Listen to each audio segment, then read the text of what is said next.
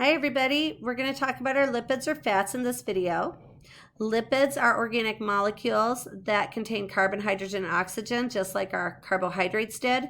But in this case, we have less oxygen in the overall molecules.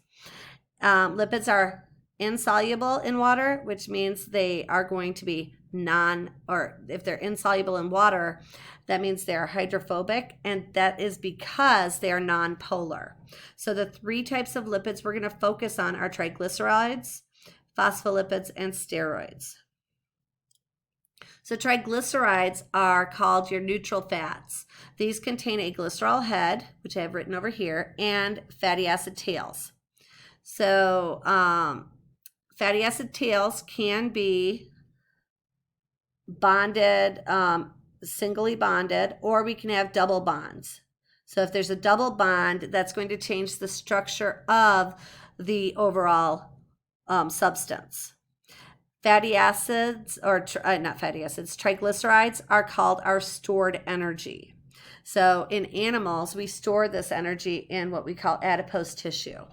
That's fat tissue that surrounds organs, makes up the fatty portion of our body.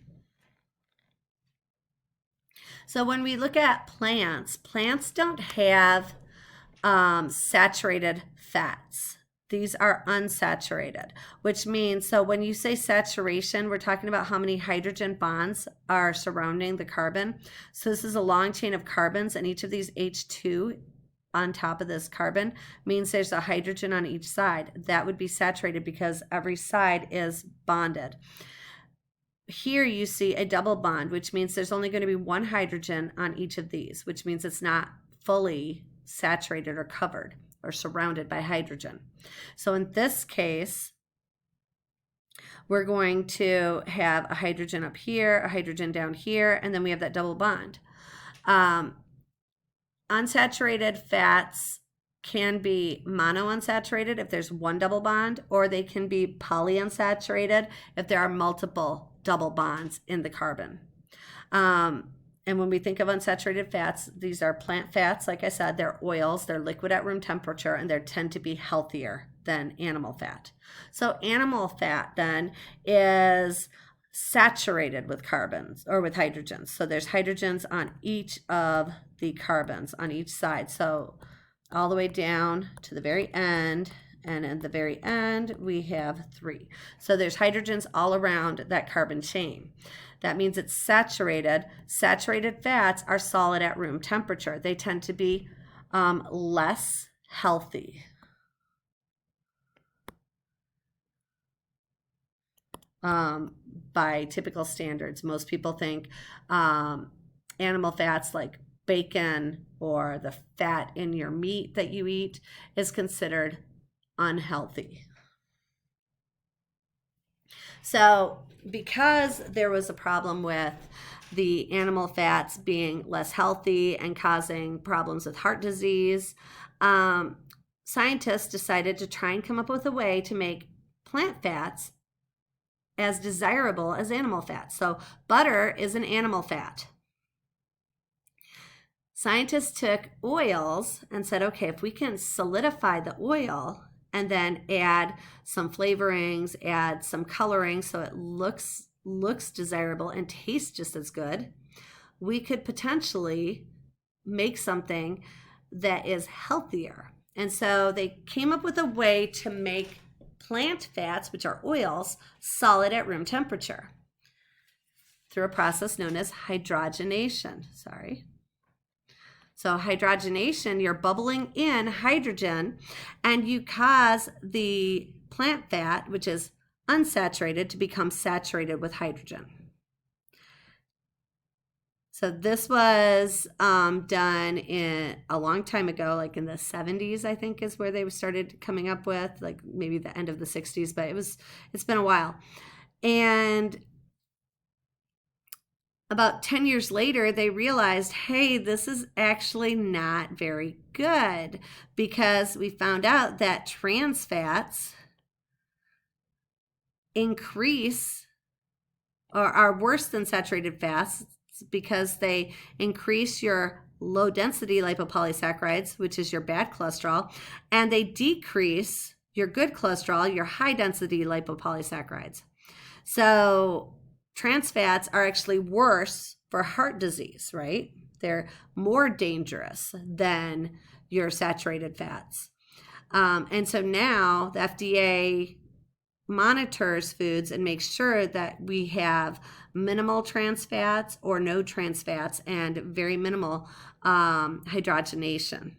So when you look at your margarines, if you use margarine, if it says partially hydrogenated,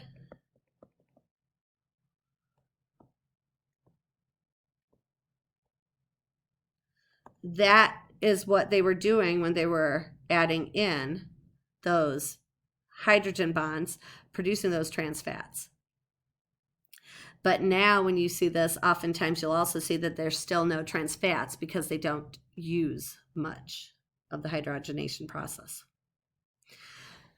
So let's look at the next molecule. The next molecule is your phospholipid. Phospholipids make up your plasma membrane. They are the main structure in the plasma membrane.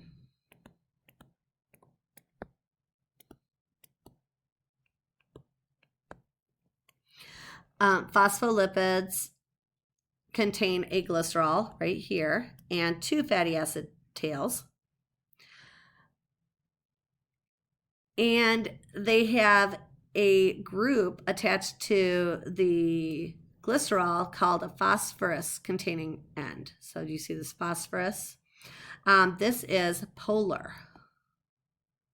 So a polar, again, is water soluble, right?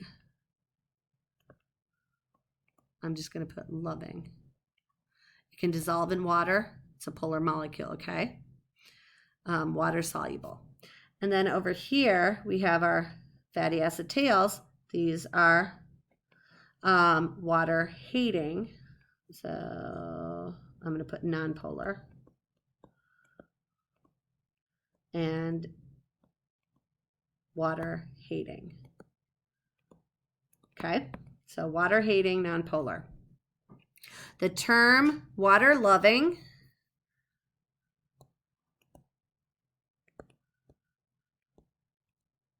is hydrophilic.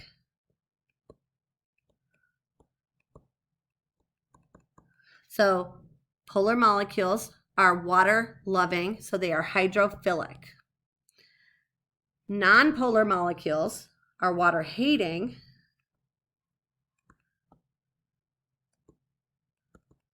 Those are hydrophobic.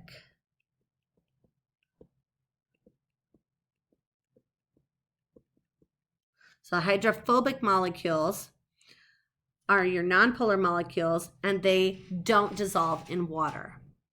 When you have one molecule that has both a water-loving region and a water-hating region, this is called an amphipathic molecule.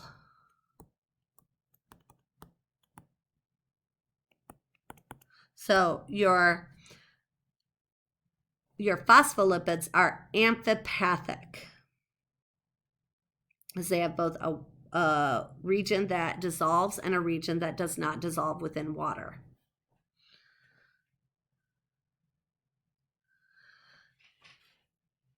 And this is important because the outer region, so when you have the phospholipids lay in two layers, and the outer region is going to be where the heads are found. The inner region is going to be where the tails are found. So you have those hydrophilic heads that are interacting with the water out here.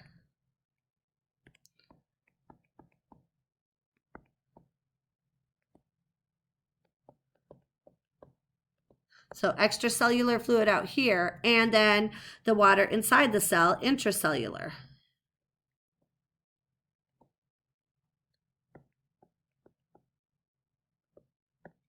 So intracellular fluid interacts with these heads, and extracellular fluid interacts with these heads. And then the hydrophobic tails are sandwiched in between, kind of like a sandwich. This is the bread, and then in here would be that peanut butter and jelly, right? This actually allows the plasma membrane to be selectively permeable. So only certain molecules can get through, which is important. The last lipids that we'll talk about then are our steroids.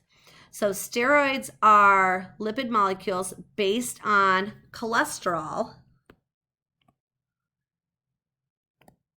So cholesterol is the parent molecule that makes all steroids. So though cholesterol might be bad, when you say, eating foods that are high in cholesterol might be bad, we need cholesterol to make our steroid molecules. Steroid molecules are what make up things like our estrogen and testosterone, as well as cortisol, and it helps in making bile. So we need these steroid molecules in our body, which means we do need fats, but we make the majority of the fats we need. Our liver does it on its own. So we don't need to take in a lot of fat to make these. All right, I'm done with this video, and we'll get into proteins in the next one. Have a great day. Bye.